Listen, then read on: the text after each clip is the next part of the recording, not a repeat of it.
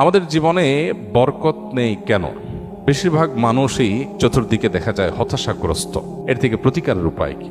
খুবই গুরুত্বপূর্ণ এবং খুবই জীবন ঘনিষ্ঠ একটি প্রশ্ন। কারণ এই বিষয়ের সাথে আমি নিজেও একমত যে আজ ঘরে ঘরে হতাশা। যার সাথে কথা বলবেন মানুষের মনে অনেক দুঃখ, অনেক ক্ষোভ, অনেক হতাশা, অনেক অপ্রাপ্তি, অনেক তার দুঃখগাথা এগুলো বলবে।